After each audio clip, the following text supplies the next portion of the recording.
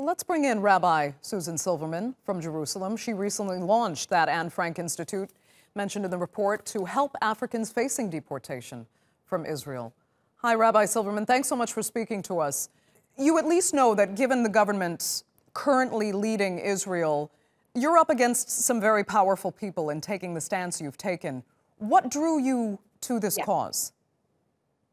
Yes. So what drew me to the cause is the immorality of our government in intending to deporting about 10,000 people. Now, it's not all 40,000 people. A lot of people are exempt. That said, the people who are not exempt do not deserve to be sent abroad, likely to their deaths. Certainly back onto the refugee trail, where in places like Egypt and Libya, they are shot, they are abused, they are put on auction blocks. And we know that when we send them to even Rwanda or Uganda, that they're back on the refugee trail and they're back in these countries that abuse, kidnap, and sell them as slaves and kill them. And so Israel, in a sense, is the safe haven. In Israel, there is bigotry here, but for the most part, people are working, people are in communities, people are thriving here. And there's no reason that we should send them out of Israel to where they are going to be abused.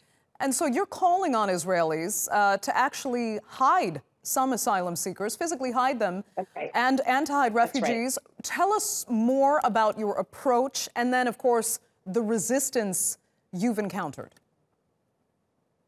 So the approach, I could not believe the response we got. We just made a couple of announcements on a couple of days. We now have 2,500 people signed up across the country, writing beautiful letters about why they're doing this, to take people in. We are very much hoping it won't get to that. We're very much hoping that the Israeli government will see that the people are against this, and that the people do not want to send people outside of Israel to their deaths in the countries around us.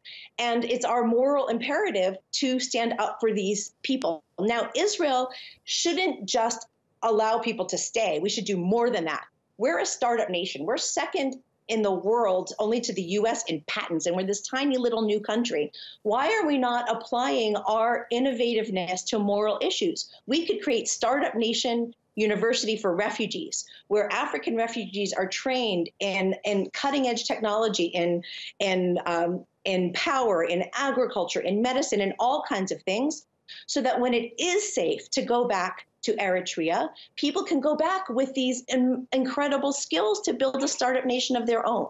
But we can change the world instead of just doing what every other country in the world does and give people this terrible choice. Sure, but Rabbi Silverman, I mean, how do you convince what really is the majority of your public right now that backs the government in power, who really sees little, if no, value in keeping these asylum seekers and refugees in Israel? Yeah, those aren't the numbers I understand. My understanding is that people are either kind of separate from it.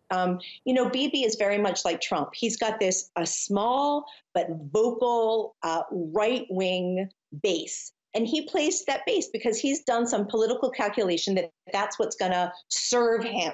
And that's what he cares about, is what's going to serve him. They win elections based on a popular vote, though. That's the issue. Well, yes and no, right? Because because of the way that our Knesset works, it's parliamentary. So he actually got fewer votes than he ever has, but he was barely able to make the coalition, and which, God willing, will fall soon. So yes and no.